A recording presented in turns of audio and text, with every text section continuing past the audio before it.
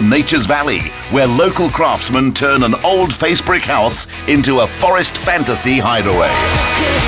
A very good evening to you from the exquisite Nature's Valley along our garden route, and welcome to Top Billing. I'm Ursula.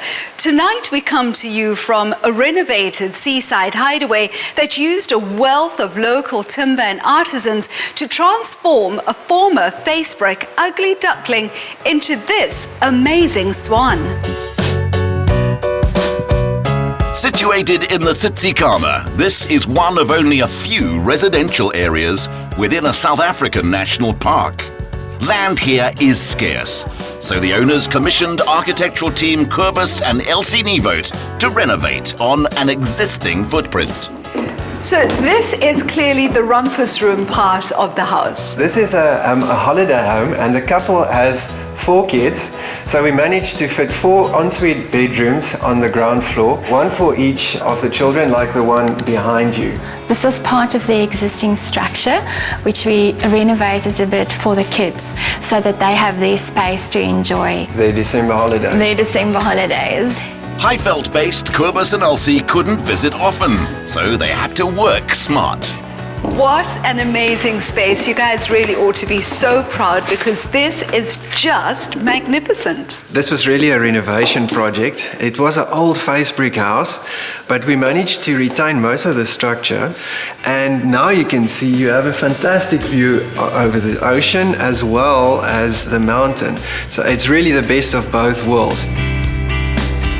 That wall really is a standout feature. The local contractor sourced the pine panels for us, and it was then planed in different thicknesses just to create a bit of depth to the wall. And we were lucky that we found a very skilled carpenter who not only created the paneling for us, but did a lot of extra detail, like the shelving, which has now become a display and a storage space at the same time.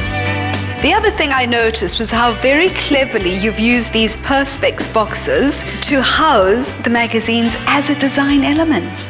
It's actually something you can do at home as well, and Perspex boxes protects it against humidity by the coast. And then the double volume in this area really lends itself to oversized pieces. That's exactly why we created this space. This chandelier, for instance, is about 1.2 meters in diameter and 1 meter high. Kobus and Elsie created an open-plan living space on this level of the home, but not everything is visible at once, allowing guests a series of discoveries as they go. I like how the kitchen area isn't entirely cut off from the rest of the living space. Yes, we actually place a stove in the center so that while you're cooking, you've got this visual link with the rest of the house. And then the bulkhead is once again very evident. We had to extract, and this is one of the reasons why we had to lower the bulkhead. And another reason was also for the light source, to bring it down a bit for more light on the counters. Crisis turned to opportunity in the dining room, where local craftsmen delivered what no one else could. Because we were limited with space on the footprint of the house, we could make the dining room wide but not long, and we had such a battle finding the right size table, and eventually we had one made by one of the local artisans. And then of course this room leads out onto that gorgeous patio. Yes, when you slide these doors open, it basically doubles up on the space and it becomes a free-flowing space. With the Tsitsikamma forest on one side and Indian Ocean on the other, the main living space is immersed in nature.